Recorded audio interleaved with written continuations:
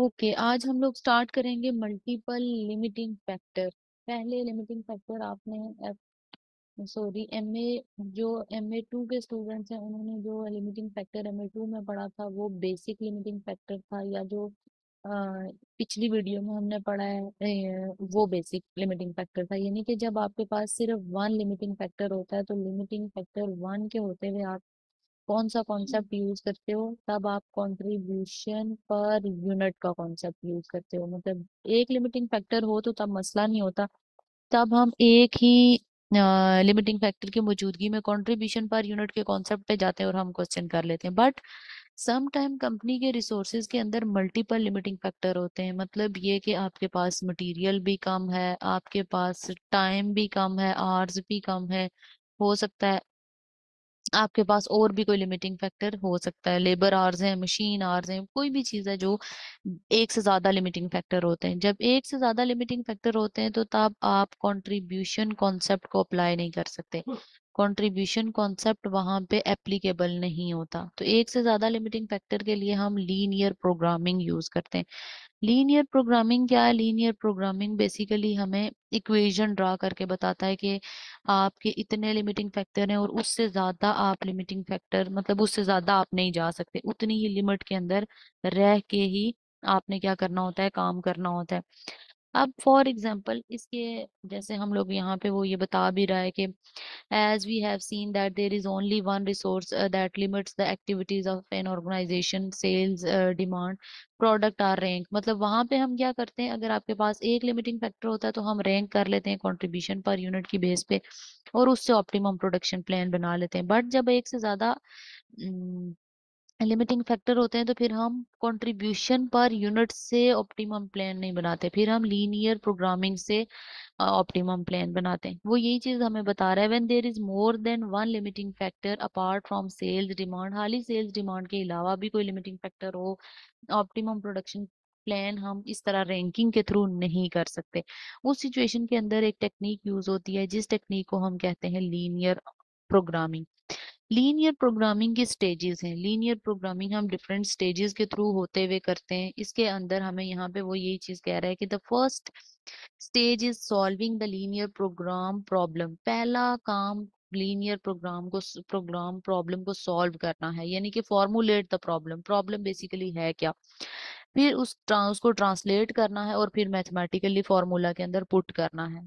पहले प्रॉब्लम को समझना है कि प्रॉब्लम है क्या, उसको ट्रांसलेट करना है, फिर उसको फॉर्मूला में पुट करना है, मैथमेटिकल फॉर्मूला में। तो इसके कुछ स्टेप्स हैं। स्टेप 1 के ऊपर सबसे पहले हम अननाउन डिफाइन द अननाउन, यानी कि वेरिएबल्स को डिफाइन करेंगे। अब वो वेरिएबल आपको यूनिट्स बताएगा, यूनिट्स मतलब वेरिएबल बताएगा, या फिर आपको वो कह सकता है कि केजीज लिमिट है, या फिर आपको वो कह सकता है कि आवर्स लिमिट है। हम उनको पहले डिफाइन करेंगे। सबसे पहले हमने डिफाइन करना है कि वेरिएबल्स हैं क्या। फिर लिमिट पहले डिफाइन करने के बाद, डिफाइन हम किसी भी तरह से कह सकते हैं, हम ए बी का नाम दे सकते हैं, हम उनको सी डी का नाम दे सकते हैं, हम उनको 1 2 का नाम दे सकते हैं, कोई भी चीज जिस भी तरह आप डिफाइन करना चाहो, इट्स अप टू यू। उसके बाद हम कॉन्स्ट्रेन देखेंगे। कॉन्स्ट्रेन क्या है कि उसके ऊपर लिमिटेशन क्या चीज है, उन वेरिएबल्स के ऊपर कौन सी चीज लिमिटेड है वो हम देखेंगे। जैसे हम देखते हैं कि केजीज लिमिटेड है और आवर्स लिमिटेड है, तो ये इसका मतलब ये है, ये कॉन्स्ट्रेंट्स हैं, यानी कि ये लिमिट्स पुट की गई हैं। फिर उसके लिए कंपनी का ऑब्जेक्टिव देखेंगे कि कंपनी बेसिकली क्वेश्चन के अंदर हमें दे क्या रही है। ऑब्जेक्टिव यहाँ पे आपने दो देखने होते हैं। ये ऑब्जेक्टिव मतलब दो क्या, हम इस तरह से देखते हैं, या तो हमें कोई चीज मैक्सिमाइज करनी होती है या मिनिमाइज करनी होती है, यानी कि एक वेरिएबल को हम या तो मैक्सिमाइज कर रहे होंगे या मिनिमाइज। अब यहाँ पे ऑब्जेक्टिव जब देखेंगे तो मैक्सिमाइज हमने किस चीज को करना होगा, प्रॉफिट को हम मैक्सिमाइज करेंगे और कॉस्ट को हम मिनिमाइज करेंगे। हमारा एम क्या होगा, ऑब्जेक्टिव, हम उस मतलब हमने वो पूरा जो स्टेप ड्रॉ किया है उस लिमिटिंग फैक्टर के थ्रू, पूरा जो काम किया वो किस पर्पस के लिए किया है। तो वो पर्पस हमारा क्या था कि या तो हमने प्रॉफिट मैक्सिमम करना है या कॉस्ट। किसी एक क्वेश्चन के अंदर प्रॉफिट हो सकता है, किसी एक क्वेश्चन के अंदर कॉस्ट को मिनिमम करना हो सकता है। तो वो हमारा ऑब्जेक्टिव होगा, उससे हम इस तरह से फॉर्मुलेट करेंगे। जैसे अब हमारे पास यहाँ पे क्वेश्चन दिया गया है, कह रहा है company makes 2 product X and Y.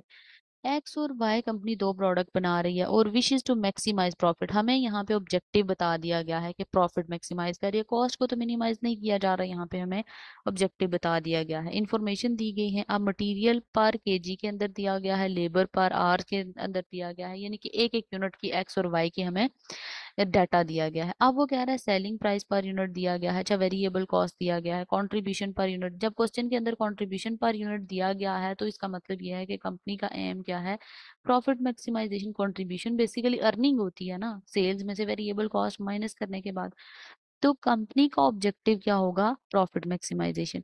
साथ ही उसने नीचे हमें बताया company can sell any number of product of X, X के जितने मर्जी नंबर ऑफ यूनिट सेल करे, but expect the maximum annual demand for Y. इसका मतलब ये है कि वाई के सिर्फ और सिर्फ 1500 यूनिट है, एक्स पे कोई लिमिट नहीं है यूनिट सेल्स करने की, यानी कि सेल्स डिमांड की एक्स पे कोई लिमिट नहीं है, लेकिन वाई पे 1500 यूनिट की लिमिट है। लेबर भी हमें लिमिटेड बताया गया है 20,000 आवर्स, यानी कि लेबर हमारा लिमिटेड टू 20,000 आवर्स है, और जो हमारे मटेरियल है वो हमारा 3,000 केजी हमारे पास लिमिट है मटेरियल, इससे ज्यादा हम यूज नहीं कर सकते, लेबर हम इससे ज्यादा नहीं जा सकते। कह रहे हैं use the following information formulate the linear programming problem. हमें लीनियर प्रोग्रामिंग प्रॉब्लम को आइडेंटिफाई करना है। स्टेप वन हम अगर देखें तो हमारा स्टेप वन क्या था, स्टेप वन के ऊपर हम लोग क्या करते हैं कि हमने डिफाइन करना होता है। वन स्टेप वन के ऊपर हमने डिफाइन करना है, डिफाइन करना है यानी कि अननाउन को डिफाइन करना है। अब अननाउन को हम डिफाइन कर लेते हैं, जैसे फॉर एग्जाम्पल ऊपर क्वेश्चन के अंदर हमें यहाँ पे एक्स के यूनिट्स दिए गए हैं और वाई के यूनिट्स दिए गए हैं, हम एक्स और वाई के यूनिट्स को कोई भी नाम दे लेते हैं। एक्स के यूनिट्स यानी कि सॉरी प्रोडक्ट एक्स है और प्रोडक्ट वाई है, अब ये प्रोडक्ट्स हमने हमें दी गई हैं, हम प्रोडक्ट एक्स और वाई को कोई नाम दे देते हैं। फॉर एग्जांपल हम प्रोडक्ट एक्स को ए का नाम दे देते हैं, प्रोडक्ट वाई को बी का नाम देते हैं। ये याद रखना है कि एक्स को हमने ए का नाम दिया है और वाई को हमने बी का नाम दिया है। तो यहाँ पे मैंने डिफाइन करते हुए क्या किया, मैंने सबसे पहले डिफाइन किया प्रोडक्ट एक्स ए हम नाम दे रहे हैं और प्रोडक्ट वाई को हम बी का नाम दे रहे हैं, ठीक है। तो हमने पहले स्टेप पे डिफाइन कर दिया। स्टेप टू के ऊपर हमने क्या करना है, स्टेप टू के ऊपर हमने, ये वन स्टेप था, स्टेप टू के ऊपर हमने कॉन्स्ट्रेंट देखनी है, कॉन्स्ट्रेंट्स देखनी है, कॉन्स्ट्रेंट्स यानी कि लिमिट देखनी है। तो अगर हम लोग लिमिट देखें क्वेश्चन के अंदर, हम लोग अगर देखें तो क्वेश्चन के अंदर हमें मटेरियल का पर केजी वन दिया हुआ है और प्रोडक्ट एक्स का और वाई के लिए भी वन दिया हुआ है। तो हम ये कह सकते हैं ना कि जो प्रोडक्ट एक्स इसके लिए भी वाई दिया हुआ है और एक्स के लिए भी वाई दिया हुआ है, इसका मतलब ये है कि हम अगर इसको इक्वेशन में डालें, एक एक यूनिट के लिए हमें एक ए पर यूनिट के लिए एक एक केजी दिया हुआ है और टोटल केजीज हमें क्वेश्चन में कितने बताए गए हैं, टोटल केजीज हम 3,000 की लिमिट को क्रॉस नहीं कर सकते।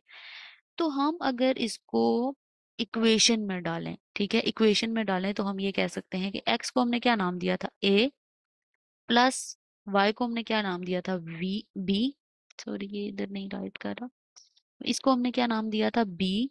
हम इसको कह सकते हैं कि ये हमारा less than in equal to 3,000 होना चाहिए, सॉरी ये मैंने 30,000 लिख दिया है, 3,000 होना चाहिए, यानी कि या तो 3,000 से कम या 3,000 के इक्वल होना चाहिए, क्योंकि हमें अवेलेबल इतना ही है। ए, अब इसको आप इस तरह देखो, ए को मैंने ए प्लस बी मैंने डायरेक्ट क्यों लिखा, क्योंकि एक्स के यूनिट के लिए भी 1 kg था और बी के लिए भी 1 था, इसलिए मैंने डायरेक्ट लिख दिया ए प्लस बी। अदरवाइज जो क्वांटिटी अगर 1 से ज्यादा होगी तो उसको हम इसी तरह मतलब साथ मेंशन करके लिखेंगे। अब ए क्या था, एक्स प्लस वाई, यानी कि एक्स प्लस वाई को हम ए प्लस बी का नाम दे देते हैं, या आप एक्स वाई प्लस वाई कह सकते हो, कोई इशू नहीं है। Less than and equal to 3,000, इससे ज्यादा नहीं होना चाहिए। अगर ये हमारा पहला था, दूसरा हमारा ये हमारा मटेरियल था, मटेरियल को इक्वेशन में पुट किया। दूसरा हमारा था दूसरी क्या चीज थी, दूसरा हमारा लेबर आवर्स है, लेबर आवर्स को भी इसी तरह हम कर लेते हैं। लेबर आवर्स अगर हम लोग देखें तो क्वेश्चन में हमने एक्स और वाई को ए और बी का नाम दिया हुआ है, एक्स और वाई को हमने ए और बी का नाम दिया गया है, लेकिन हमारे पास ये 5 गिवन है लेबर आवर पर यूनिट और ये 10 गिवन है। तो इसका मतलब ये है 5 और 10 एक एक यूनिट के लिए हैं, और टोटल आवर्स हमने किधर से इंक्रीज नहीं करने, टोटल आवर्स हमने 20,000 से ज्यादा नहीं लेके जाने, 20,000 से ज्यादा हम नहीं लेके जा सकते। इसका मतलब ये है कि अगर हम इसको इक्वेशन में डालें तो इसकी इक्वेशन क्या बनेगी, 5a। 5a मैंने क्यों लिखा, क्योंकि ऊपर यहाँ पे आपको डाटा के अंदर 5 रिक्वायर्ड है, x के लिए 5 रिक्वायर्ड है, y के लिए 10 रिक्वायर्ड है, ठीक है। 5a plus 10y, 10b, sorry 10b। आप इसको ऐसे भी लिख सकते हो, ये कोई हार्ड एंड फास्ट रूल नहीं है कि मैम ने ए और बी लिखा है तो हम नहीं लिख सकते। आप इसको 5x प्लस 5y भी कर सकते हो, कोई इशू नहीं है, जैसे आपको बेहतर लगता है। मैंने ए और बी का नाम दिया है, आप बेशक इसको एक्स और वाई ही रखो, कोई इशू नहीं है। 5a plus 10b less than and equal to 20,000, 20,000 से ज्यादा नहीं होना चाहिए। 20,000 या तो 20,000 के इक्वल हो या इससे कम हो। दूसरा हमने कर लिया, पहला हमने मटेरियल के लिए इक्वेशन की, दूसरा हमने लेबर के लिए की। अब कॉन्सेप्ट को समझना है कि पहले मैंने सीधा सीधा एक्स प्लस वाई या ए प्लस बी, यहाँ पे मैंने लिखा था ना A plus B less than and equal to 3,000, क्यों लिखा था, क्योंकि ए और बी के डेटा ही 1 1 दिया हुआ था, उसका साथ 1 1 लिखना जरूरी नहीं है। लेकिन अगर आपका डाटा ज्यादा दिया हुआ है तो जाहिर है उसको लिखना पड़ेगा, जैसे 5a प्लस 10b मैंने लिखा less than and equal to 20,000। अच्छा, ये फर्स्ट हो गई कॉन्स्ट्रेंट, सेकंड हो गई कॉन्स्ट्रेंट, और थर्ड कॉन्स्ट्रेंट भी हमें दी गई थी। थर्ड कॉन्स्ट्रेंट क्या दी गई थी कि हमारे लिए जो सेल्स डिमांड है, जो सेल्स की डिमांड है, सेल्स डिमांड हमारे पास कितनी दी गई है, सेल्स डिमांड हमें दी गई है ए के लिए, सॉरी एक्स के लिए अनलिमिटेड और वाई के लिए लेस देन 1,500। तो एक एक्स को तो लेने की जरूरत ही नहीं है, वाई या आप वाई आर बी में, ये आर लिख रही हूँ, आप इसमें से कोई भी एक यूज कर सकते हो, वाई या B. B is less than and equal to 1,500, sales demand हमारी less than and equal to 1,500 होती है। इसका मतलब यह है कि हमने यहाँ पे लीनियर फंक्शन जो है वो परफॉर्म कर दिया है। स्टेप 1 के ऊपर हमने उनको डिफाइन किया, आप उनको डायरेक्टली एक्स वाई भी कह सकते हो, आप उनको डिफाइन में ए बी भी कह सकते हो, जो भी आपको इजी लगता है आप वही कहो। दूसरे स्टेप के ऊपर हमने कॉन्स्ट्रेंट डिफाइन की, उनको इक्वेशन में पुट किया कि क्या कॉन्स्ट्रेंट्स थी। एक एक यूनिट के लिए एक एक केजी दिया गया था मटेरियल, तो मैंने ए प्लस बी करके less than and equal to 3,000 कर दिया। और लेबर आवर्स के लिए हमारे पास 5, एक यूनिट के लिए 5 लेबर आवर, और एक्स के और वाई के 10 थे, तो हमने उसको less than and equal to 20,000 कर लिया। थर्ड कंस्ट्रेंट थी हमारे पास सेल्स डिमांड की, सेल्स डिमांड एक्स के लिए अनलिमिटेड था, एक्स के लिए कोई भी लिमिट नहीं थी, वो कह रहा था जितनी मर्जी कंपनी बनाए यूनिट और जितने मर्जी सेल करे तो उसका कोई इशू नहीं है, तो हमने इसको ऐसे ही कर दिया। अच्छा, उसके बाद हमने ये पूरा का पूरा करके ऊपर स्टेप देखा था यहाँ पे। अभी हमने सिर्फ 2 स्टेप परफॉर्म किए। थर्ड स्टेप क्या था, formulate the objective of function. अब हमने ऑब्जेक्टिव ऑफ फंक्शन परफॉर्म करना है कि इसके अंदर कंपनी का ऑब्जेक्टिव क्या था। तो कंपनी का ऑब्जेक्टिव इस क्वेश्चन के अंदर, आपके पास अगर क्वेश्चन खुला हुआ है तो सबसे पहले उसने दिखा था प्रॉफिट मैक्सिमाइजेशन। कंपनी का ऑब्जेक्टिव था प्रॉफिट मैक्सिमाइजेशन, तो उसको हम अगर इक्वेशन में पुट करें, यानी कि हमने प्रॉफिट ज्यादा करके कॉस्ट को कम करना है, तो इसकी एक इक्वेशन होती है, इसके लिए इक्वेशन यूज होती है z is equal to A X plus B Y, यानी कि हम प्रॉफिट मैक्सिमाइज करना चाहते हैं।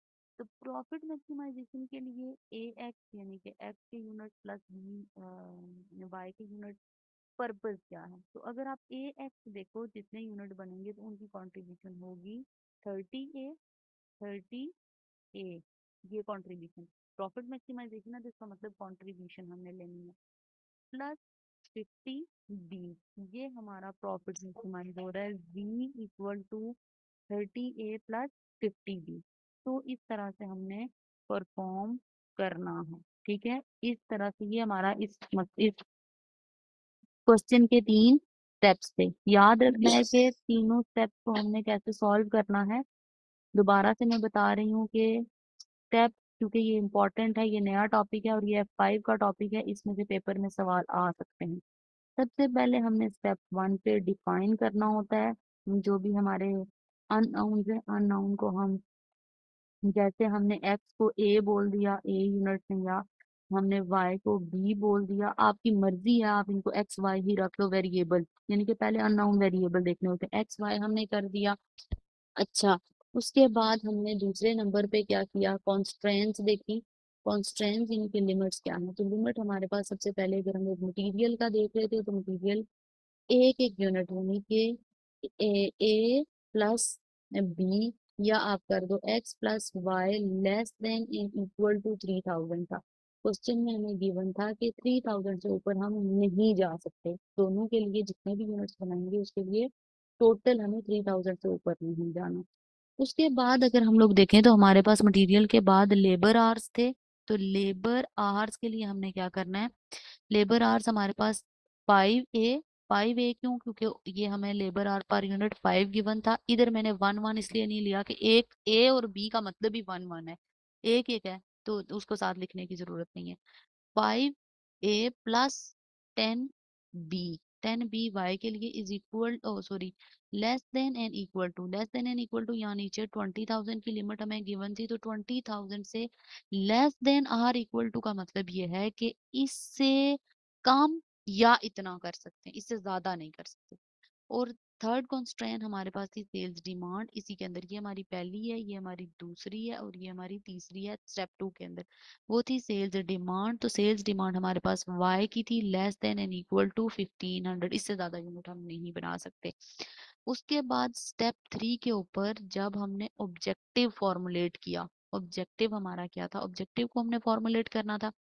ऑब्जेक्टिव हमारा क्या था कि हमने ये जो भी काम करना है z is equal to A X plus B Y हमने कर दिया, यानी कि 30 ए क्या है मेरे पास कंट्रीब्यूशन प्लस 50 बी, यानी कि इन दोनों प्रोडक्ट को बना के हमने टोटल कंट्रीब्यूशन जो कैलकुलेट करनी है वो हमारा प्रॉफिट मैक्सिमाइजेशन है। तो इस तरह से आपने इसको फॉर्मुलेट करना होता है, और ये इंपॉर्टेंट कॉन्सेप्ट है, ये आगे चल के F5 में भी हेल्प आउट करेगा, इसलिए आपने इसको अच्छे से परफॉर्म करना है, ये इस तरह हमें करना है। अब टेस्ट योर अंडरस्टैंडिंग 3 है, टेस्ट योर अंडरस्टैंडिंग आपका होमवर्क है, इसी तरह फोन आपको गिवन है डाटा, आपने इसको परफॉर्म करना है लीनियर से, मतलब पहले आइडेंटिफाई करना है फिर प्रोग्राम लगाना है। अच्छा, इसी क्वेश्चन के लिए हमारे पास आगे वो कह रहा है ग्राफिकल सॉल्यूशन। अब हम जैसे लीनियर प्रोग्रामिंग है, इस लीनियर प्रोग्रामिंग को हम ग्राफ्स के थ्रू करें, ग्राफ्स के अंदर डाल के ग्राफिकल रिप्रेजेंटेशन के थ्रू समझें इसको। तो उसके लिए हमारे पास डिफरेंट स्टेप्स हैं। पहले 3 स्टेप तो जो हमने उधर किए थे सेम वही है, लेकिन फोर्थ और फिफ्थ स्टेप यहाँ पे नया ऐड हो रहा है। वो कह रहा है it is possible to solve linear programming with the two variable by drawing a graph. दोनों वेरिएबल को हम ग्राफ पे ड्रा करें और कॉन्स्ट्रेन और ऑब्जेक्टिव को भी देखें, कॉन्स्ट्रेन और ऑब्जेक्टिव को भी उसी ग्राफ के ऊपर देखें, यानी कि ग्राफ के ऊपर ड्रॉ करें तो भी हम क्या कर सकते हैं, हम लिमिटिंग फैक्टर का मतलब सोल्यूशन देख सकते हैं, ऑप्टिमल प्रोडक्शन प्लान या ऑप्टिमल सोल्यूशन देख सकते हैं कि क्या बन रहा है। तो ग्राफिकल अप्रोच के अंदर हमने क्या करना है, यहाँ पे भी हमने डिफाइन करना है अननाउन, जैसे ऊपर हमने वेरिएबल अननाउन डिटरमन किए कि ए और बी वेरिएबल थे, इसी तरह हमने उस इधर भी डिटरमन करने हैं। कॉन्स्ट्रेंट हमने ऊपर कैलकुलेट की, सेम उसी तरह यहाँ पे भी कैलकुलेट करनी है। अच्छा, स्टेप 3 के ऊपर ऑब्जेक्टिव, ऑब्जेक्टिव हमने ऊपर जैसे ड्रॉ किया, कंट्रीब्यूशन हमारा प्रॉफिट मैक्सिमाइजेशन था तो वो हमने किया। अगर कॉस्ट होती क्वेश्चन के अंदर तो कॉस्ट को हम मिनिमाइज करते ऑब्वियसली। उसको ग्राफ के अंदर किया, ग्राफ द कॉन्स्ट्रेन एंड ऑब्जेक्टिव, कॉन्स्ट्रेन और ऑब्जेक्टिव को हमने ग्राफ के ऊपर प्लॉट करना है और डिटरमिन करना है ऑप्टिमल सोल्यूशन क्या आता है, रीड करके, उस ग्राफ को रीड करके। तो अगर आप नीचे इलिस्ट्रेशन देखो तो जो इलिस्ट्रेशन ऊपर हमने सॉल्व किया उसी का बेसिकली सोल्यूशन नीचे देके उसने हमसे ग्राफ मांगा है, उसी का सोल्यूशन हमें नीचे प्रोवाइड करके हमसे ग्राफ मांगा गया है। अब अगर हम लोग देखें ऊपर, अभी मैंने मटेरियल के लिए आपको बताया ए प्लस बी या फिर एक्स एंड वाई, मैंने आपको कहा कि इट्स अप टू यू, आप वेरिएबल को एक्स वाई का नाम दो, आप वेरिएबल को ए बी का नाम दो, आप वेरिएबल को 1 2 का नाम दो, ये आप पे डिपेंड करता है, ठीक है। X plus Y less than and equal to constant उसने कहा 3000, यानी कि एक्स बनाए या वाई बनाए हमें less than and equal to 3000, यानी कि या तो लेस देन या इक्वल टू 3000 से ऊपर नहीं जाना। दूसरा उसने कहा है कि लेबर आवर्स, लेबर आवर्स देखो मैंने इसी तरह इक्वेशन बनाई थी 5x प्लस 10y, मैंने आपको कहा कि ऊपर मैंने x और y के साथ कुछ भी इसलिए नहीं लिखा क्योंकि वो 1 1 था, तो 1 को मेंशन करने की जरूरत नहीं है, इट्स अंडरस्टूड कि एक दिया हुआ है तो वो अंडरस्टूड है। अच्छा, y के लिए less than and equal to less than or equal to 1500, इससे ऊपर नहीं जा सकते। x के लिए हम greater than and equal to 0, मतलब 0 से ऊपर ही हमने लेके जाना है, नॉन नेगेटिविटी है। y के लिए भी नॉन नेगेटिविटी है कि हम 0 से नीचे नहीं जाएंगे, क्योंकि हमने सेल्स करनी है ना, तो सेल्स हमें हमारे 0 मतलब ये 0 से या उस नेगेटिविटी में नहीं जाना, ठीक है। तो less then sorry greater than दोनों होनी चाहिए। सेल्स हमारी 0 माइनस में तो नहीं होती ना, सेल्स माइनस में तो नहीं जाती। सेल्स तो या 0 हो सकती है या 0 से अबव होती है। Greater than or equal to 0 मतलब या तो कोई सेल नहीं हुई या उससे ज्यादा सेल हुई, सेल्स नेगेटिविटी में नहीं होती। तो हमने यहाँ पे ये चीजें डाटा दे दिया। उसने कहा है कि फंक्शन क्या था, मैक्सिमाइज 30x प्लस 50y। मैंने ऊपर अभी आपको बताया z is equal to 30a plus 50b।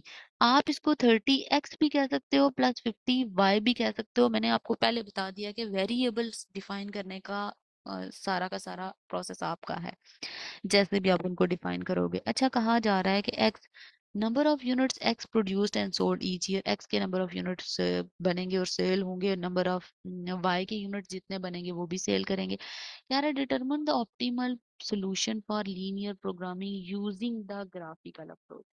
अब ग्राफिकल अप्रोच करने के लिए ना हमें क्या करना होता है, बेसिकली हमें जब एक वेरिएबल की वैल्यू हम क्या करेंगे ना, जैसे x की वैल्यू है तो x की वैल्यू हम पुट करेंगे, हम पुट करके वहां से y की वैल्यू फाइंड करेंगे। हम x की वैल्यू अगर गिवन है तो उसकी वैल्यू को पुट करके एक बार y की वैल्यू y की वैल्यू फाइंड करेंगे, फिर हम y की वैल्यू पुट करके x की वैल्यू फाइंड करेंगे। तो ये हमने ग्राफिकल रिप्रेजेंटेशन के लिए जब हम एक वेरिएबल की वैल्यू निकालेंगे तो दूसरे की वैल्यू पुट करेंगे। अब रूल क्या होता है हमारे पास, रूल क्या होगा यहाँ पे, अगर हम x की वैल्यू फाइंड करने जा रहे हैं, अगर हम x की वैल्यू फाइंड कर रहे हैं, यानी कि x की एक की वैल्यू अगर हम फाइंड कर रहे हैं और हमारे पास दो वेरिएबल x एंड y हैं, तो जब हम लोग एक वेरिएबल की वैल्यू निकालेंगे तो दूसरे वेरिएबल को हम 0 रखेंगे। जाहिर है दूसरे को 0 करेंगे तो x की वैल्यू निकलेगी। फॉर एग्जाम्पल जैसे मैं कहती हूँ x and y less than and equal to 3000 है। अब इन दोनों में से मुझे किसी एक वैल्यू को पहले 0 रखना पड़ेगा तो y की वैल्यू आएगी। अगर मैं y की वैल्यू 0 रखूंगी तो x की वैल्यू निकाल पाऊंगी।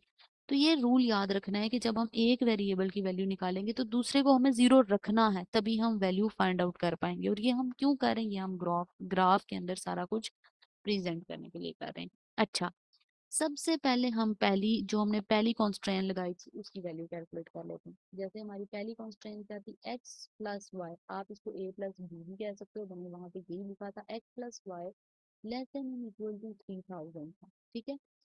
अगर हम ये कहते हैं कि if x is equal to 0 then y की वैल्यू क्या होगी, एक मैंने आपको कहा कि एक वेरिएबल की वैल्यू 0 रखेंगे तो दूसरे की वैल्यू फाइंड कर पाएंगे। तो यहाँ पे मैंने क्या रखा, x मल्टीप्लाई बाय 0 तो वो 0 हो जाएगा, प्लस यानी कि x 0 है तो 1 है तो वो 0 ही हो जाएगा ना, plus y less than equal to 3000।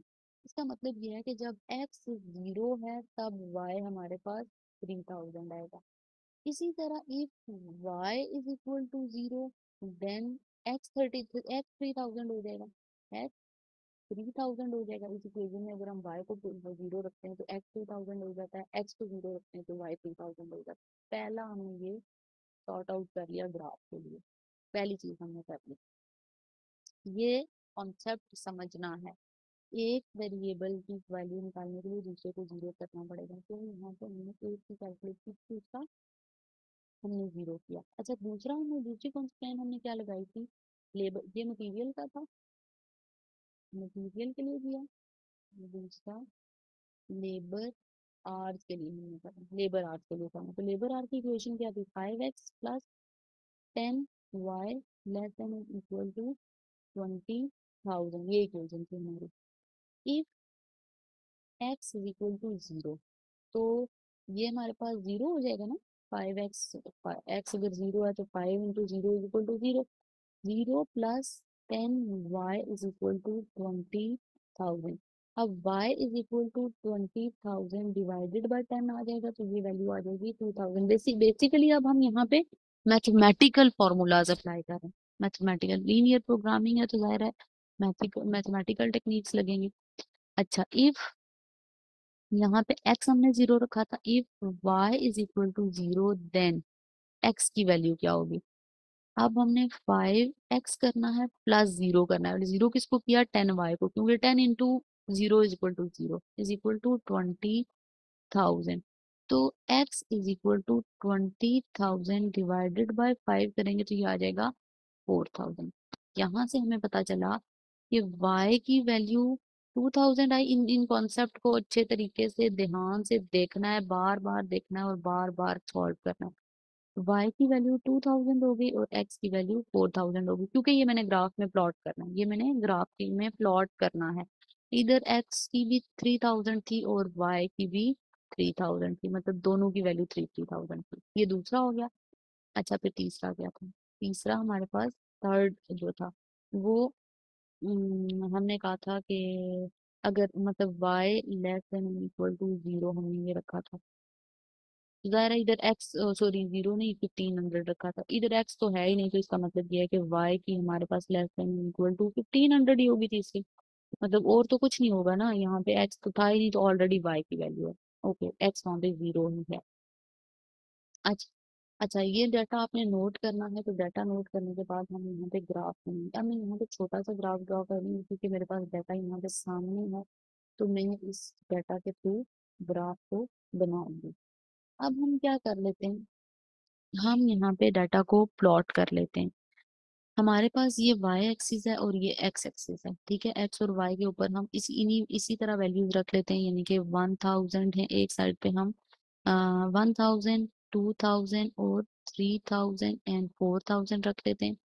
अच्छा, इधर भी हम लोग 1,000, 2,000 और 3,000 रख लेते हैं।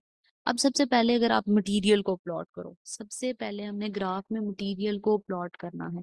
तो आप देखो कि मटेरियल में एक्स और वाई दोनों ही, एक्स और वाई दोनों वेरिएबल 3,000 पे हैं। तो ये लाइन हमारी इस तरह से ड्रॉ होगी, 3,000 पे एक दूसरे को क्रॉस करें। क्यों, क्योंकि मटेरियल में एक्स और वाई दोनों 3,000 थे। अच्छा, लेबर आर में क्या था, लेबर आर के अंदर हमारे पास y 2,000 है और x 4,000 है। तो ये 2,000 से 4,000 पे इस तरह लाइन, ये लाइन मेरी थोड़ी सी टेढ़ी हो गई है, ये आपने ग्राफ जब बड़ा बनाएंगे तो आपको समझ आएगी, वो ड्रॉस डायरेक्ट आपने करनी है। 2,000 से 4,000 तक ये y, क्योंकि 2,000 था, मैं y की वैल्यू 2,000 ही ले रही हूँ और x की वैल्यू 4,000, इस तरह से मैंने ड्रॉ कर ली। अच्छा, लास्ट हमारे पास y 1,500 था, तो 1,500 यहाँ पे कहीं बीच में 1,500 आएगा, तो ये लाइन हमारी इस तरह से 1,500 ड्रॉ होगी। तो इस तरह से हमारा ये ग्राफ प्लॉट होगा, ऑप्टिमल सोल्यूशन आएगा, ऑप्टिमल प्लान बनेगा, प्रॉब्लम का सोल्यूशन आएगा। इस ग्राफ को देख के हम क्या कह सकते हैं कि मटेरियल आपका एक्स और वाई दोनों पे अगर आप देखो तो 3,000 ही रहेगा, उससे ज्यादा नहीं होगा। लेकिन आप जब यूनिट्स प्रोड्यूस करोगे तो आपके लेबर आर किस में ज्यादा लग रहे हैं, लेबर आर आपके एक्स में ज्यादा लग रहे हैं, वाई में 2,000 में। एक्स में आपके 4,000 लेबर आर कंज्यूम होंगे और वाई में आपके 2,000 लेबर आर कंज्यूम होंगे। और जब आप यूनिट सेल करोगे तो 1,500 यूनिट्स आपने सेल करने हैं, 1,500 वाई के। तो इस तरह से हमने इस ग्राफ को ड्रॉ करना है, ये पेपर के अंदर क्वेश्चन आ सकता है। तो ये हमने इस तरह से ग्राफिकल रिप्रेजेंटेशन करनी है, एक की वैल्यू को 0 रख के दूसरे की वैल्यू को कैलकुलेट करना है। अच्छा, तो इस तरह से हम एक दूसरे की वैल्यू को चेक करेंगे। अब नीचे टेस्ट योर अंडरस्टैंडिंग है, तो टेस्ट योर अंडरस्टैंडिंग वही चीजें बताई हुई हैं, उसी तरह से डाटा दिया गया है, कॉन्स्ट्रेंट्स बताई गई हैं एरिया और कॉस्ट का, तो आपने इसी तरह सब कुछ दिया हुआ है, जस्ट आपने ग्राफ के अंदर लिख के सोल्यूशन देखना है। अच्छा, लास्ट टॉपिक इस चैप्टर का है अलजेब्रिक सोल्यूशन। अलजेब्रिक सोल्यूशन ये होता है कि आप लीनियर इक्वेशन को यूज करते हो, बट आपको दो लाइन क्रॉस में ड्रॉ करनी है, यानी कि आप इक्वेशन को एट अ टाइम यूज करते हो। जो हम यहाँ पे ये कह सकते हैं कि अलजेब्रिक सोल्यूशन ये कहता है कि साइमल्टेनियसली करो। साइमल्टेनियसली का मतलब क्या होता है, एट अ टाइम दोनों को ड्रॉ करो, दोनों लिमिटिंग फैक्टर को एक ही टाइम में आप अगर सॉल्व कर सकते हो तो एक ही टाइम में क्या आएगा, वहां पे तो हमने सेपरेट सेपरेट किया, उसके लिए ग्राफिकल रिप्रेजेंटेशन हमें एक ही बार करनी पड़ेगी। अच्छा, उसके लिए हमें वो कह रहा है कि फॉर एग्जांपल इलिस्ट्रेशन 4, उसी के लिए हमने ऑप्टिमल सॉल्यूशन बनाया was point C using graphical method. हम एक पॉइंट सी उसके लिए बनाते हैं। पॉइंट सी क्या बनाएगा, मतलब जहाँ पे sales constants intersect the labour constant, मतलब एक कॉन्स्टेंट दूसरे कॉन्स्टेंट को इंटरसेक्ट कर रही होगी, एक लिमिटेशन दूसरे को कट कर रही होगी। लेबर कॉन्स्टेंट उसने कहा है कि 5x प्लस 10 y 20,000 है, और मटेरियल कॉन्स्टेंट ये है।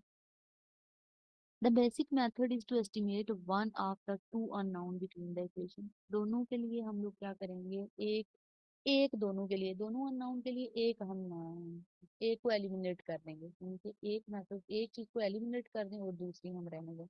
This is achieve by adding और सब्ट्रैक्टिंग द इक्वेशन। आप देखो ना, सब्ट्रैक्ट ऐड या subtract, let's say for example x plus y is less than and equal to 3,000 था, और x प्लस y यानी कि x प्लस वाई ये 5 था और ये 10 था, less than and equal to 20,000 था। हम इनको ऐड सब्ट्रैक्ट करने तो हमारे पास एक इक्वेशन बच जाएगी ना, तो हम साइमल्टेनियसली करते हैं, यानी कि दोनों को एट अ टाइम करते हैं। तो वो कह रहा है कि इसको हम कहते हैं सॉल्विंग साइमल्टेनियस को इक्वेशन, मतलब एक ही टाइम में हम उस इक्वेशन को सॉल्व करेंगे, दोनों इक्वेशन से एक नई इक्वेशन बनेगी, नया एक आंसर बनेगा, नई वैल्यू आएगी एक्स और वाई की। अच्छा, जैसे क्वेश्चन हमें दिया गया है ये 5x प्लस 10y, वही वाला जो क्वेश्चन हम लेके चल रहे हैं जिसको हम अभी तक सॉल्व कर रहे थे, इसको अगर हम साइमल्टेनियसली सॉल्व करें, साइमल्टेनियसली यानी कि बैक वक्त एक ही वक्त करें, तो हमारी इक्वेशन क्या है, x plus y, x plus Y less than and equal to, या हम इक्वल टू, बल्कि इक्वल टू दिया हुआ है, इक्वल टू 3,000 है, and 5x plus 10y is equal to 20,000। अब होता क्या है मैथमेटिकली, जब इक्वेशन के दोनों तरफ कोई चीज कॉमन आ रही हो, मतलब कॉमन ले सकते हो, तो हम उसको ले सकते हैं। अगर हम देखें तो इन तीनों चीजों को, ये तीनों चीजें 5 से डिवाइड हो सकती हैं, 5 यहाँ पे कॉमन हो सकता है, मतलब अगर मैं इसको 5 से डिवाइड करूँ, ये भी 5 से डिवाइड हो सकता है, ये भी 5 से डिवाइड हो सकता है, ये भी 5 से डिवाइड हो सकता है, मतलब 5 कॉमन हम ले सकते हैं। 5 5 खत्म हुआ, ये 5 और 2, 5 × 2 = 10, और ये 5 हम जब हम डिवाइड इसको करेंगे तो 4,000 आ जाएगा। इसका मतलब ये है कि हमारे पास एक इक्वेशन पहली तो उसी तरह है, x is equal to y plus 3,000, हमने इस इक्वेशन के अंदर से वैल्यूज को एक्स वाई में कन्वर्ट करना था, 3,000। अच्छा, x हमारे पास बचा प्लस 2y बचा, प्लस 2y है ना, ये 2y बचा, इज इक्वल टू बच गया हमारे पास 4,000। अब इस इक्वेशन को अगर हम माइनस करते, मतलब ये दोनों इक्वेशन प्लस थी, ये भी प्लस थी, इसको हम अगर माइनस करते हैं, प्लस माइनस, जरा प्लस उसने कहा है ना, एडिंग और सब्ट्रैक्टिंग हम करते हैं, तो अगर हम प्लस माइनस करें, पहली बात यह है प्लस माइनस हमने किया, क्यों प्लस माइनस किया, क्योंकि एक वेरिएबल को हमने एलिमिनेट करना था, तो x को हमने एलिमिनेट कर दिया तो y की वैल्यू आ जाएगी, y की वैल्यू आएगी तो उसको x में पुट कर लेंगे, तो वो कोई इशू नहीं होगा, एक को हमने एलिमिनेट करना था। तो यहाँ से अगर हम लोग देखें तो हमारे पास एक y बच जाएगा, ज़ाहिर 2y में से 1y निकलेगा तो 1y, लेकिन 2 वाला माइनस बड़ा है तो माइनस का साइन आ जाएगा, मैथ्स का रूल अप्लाई होगा। इधर क्या आएगा, इधर हमारे पास 1,000 नेगेटिव आ जाएगा, 1,000 नेगेटिव, माइनस 4,000 में से 3,000 आप निकालोगे 1, ये नेगेटिव साइन ये नेगेटिव साइन से कैंसिल हो गया, y इज इक्वल टू 1,000 आ गया। एक की वैल्यू को एलिमिनेट करके हम दूसरे की वैल्यू कैलकुलेट कर सकते हैं। अच्छा, अब हम क्या करेंगे, by putting y value to find out x value, y की वैल्यू को पुट करके हमने x की वैल्यू करना है, क्योंकि हम साइमल्टेनियसली कर रहे हैं, एक वक्त में कर रहे हैं, तो हमें क्या करना पड़ेगा, x प्लस y की जगह क्या आ जाएगा 1,000, क्योंकि y की वैल्यू 1,000 है, वही इक्वेशन है, इज इक्वल टू 3,000 मैंने ले ली, 3,000 की ले ली। अच्छा, x इज इक्वल टू, ये इधर प्लस हो रहा है, दूसरी तरफ जाके माइनस हो जाएगा, 3,000 माइनस 1,000, तो ये x की वैल्यू क्या आ जाएगी, x इज इक्वल टू 2,000 आ जाएगा। x इज इक्वल टू 2000 आ जाएगा। तो अगर आप देखो तो 2000 x की वैल्यू है और y की वैल्यू, इधर आंसर क्या आया हुआ है 1000, तो टोटल इक्वेशन के बराबर दोबारा से 3000 आ जाता है। तो ये हमने बिल्कुल ठीक क्वेश्चन किया है। तो फॉर सी, ये हमारे पास एक सी फैक्टर बन जाता है। सी फैक्टर हमारे पास क्या बनता है, x plus y is equal to 3000, यानी कि हमने दोनों इक्वेशन को साइमल्टेनियसली करके भी वही आंसर निकाला है। यानी कि साइमल्टेनियसली भी हम कर सकते हैं। y की वैल्यू 1000 आ गई, एक की वैल्यू को 1000 ले, मतलब एक की वैल्यू कैलकुलेट करने के बाद दूसरे की वैल्यू पुट करके हम इस तरह से कैलकुलेट करते हैं, और ये मेथड हम साइमल्टेनियसली अप्लाई कर सकते हैं। तो उसने हमें कहा था solve the equation simultaneous equation, तो हमने इसी तरह कर ली। अब यहाँ पे भी वो यही चीज कह रहा है, determine the value of x by using the simultaneous equation. इसी तरह आपने साइमल्टेनियस इक्वेशन को करना है। 2 + 3y is equal to 1700 plus, और दूसरी इक्वेशन 5x है, इसी को प्लस माइनस आप करेंगे, एक की वैल्यू निकालेंगे, एक की वैल्यू को निकाल के दूसरे में पुट करेंगे। वट एवर, आप पहले x की वैल्यू निकालो, y की निकालो, एक को पहले आपने एलिमिनेट करना है, एक को खत्म करना है, तो फिर आप दूसरे की वैल्यू फाइंड आउट कर पाओगे। अच्छा, आगे वो कह रहा है establish the optimal solution by using simultaneous equation. हम अगर साइमल्टेनियस इक्वेशन करें तो ऑप्टिमल सॉल्यूशन कैसे होगा, तो वो यही चीज कह रहा है कि whole process linear programming would be easier to solving the constraint as a set of simultaneous equation but not bothering with the graph. मतलब पूरा का पूरा हमने लीनियर इक्वेशन का मेथड पढ़ा, वो हमने किया, बट कॉन्स्ट्रेंट्स को हमने साइमल्टेनियसली भी किया, लेकिन उसको ग्राफ के साथ में हमने किया। वो कह रहा है this is possible and you may get right answer but such a technique should be used with caution. मतलब अभी अभी आपके सामने हमने क्वेश्चन सॉल्व किया, हमने बिल्कुल ठीक आंसर निकाला कि हमारा जो y और x अगर दोबारा हम ऐड करें एट एंड, तो वो वैल्यू 3000 ही बनती है। y की वैल्यू 2000 आई और x की 1000, तो इक्वल टू तो 3000 ही हुआ। लेकिन आपको बहुत केयरफुली ये क्वेश्चन सॉल्व करना है। आगे वो कह रहा है it is not recommended that you solve set simultaneous equation until you have determined graphically which is constraints are effective in the determining the optimal solution। मतलब अगर आपको पहले बात यह है कि constraints को ग्राफिकली आप आइडेंटिफाई नहीं कर पाओ, या आपको नहीं पता हो कि क्या ग्राफिकली उनकी पोजीशन आती है, जैसे अभी ऊपर हमने ग्राफिकली देखा था उसको 3000 पे, 2000 और 4000 पे, तब आप साइमल्टेनियसली कर सकते हो, अदरवाइज रिकमेंड नहीं किया जाता। वो कह रहा है the solution obtain for linear programming problem using graphic method rely on the graph being drawn very carefully. अभी ऊपर हमने ग्राफ किया तो हमें सारे पॉइंट्स को सही तरीके से ड्रॉ किया, किस किस पॉइंट को किस पॉइंट पे लेके जाना है और किसको किस तरह से लेके आना है। तो linear programming for problem solving के लिए हमें ग्राफिकल एरिया बहुत ध्यान से और एक्यूरेट लेना होता है, और रीडिंग भी एक्यूरेट करनी होती है। वो यही चीज कह रहा है if it is not easy to read coordinates of the required points from linear programming graph then use simultaneous equation. अगर आपको लगता है ना कि आप ये वाला जो ग्राफ हमने ऊपर बनाया था, यूं पॉइंट्स हमने ड्रॉ किए, इस तरह से पॉइंट्स ड्रॉ किए, अगर आपको लगता है कि ये आप रीड करना मुश्किल है, आपको नहीं हो सकता, तो फिर आप क्या करो, आप साइमल्टेनियस इक्वेशन करके सॉल्व करो, ताकि आपको पता चल जाए जी अच्छा एक्स की वैल्यू 1000 आ रही है, वाई की वैल्यू 2000 आ रही है, तो हमें एक एक्यूरेट रिजल्ट मिले, तो ज्यादा बेहतर समझ आएगी। आगे टेस्ट योर अंडरस्टैंडिंग उसी की दी गई है, चैप्टर हमारा हो गया है end।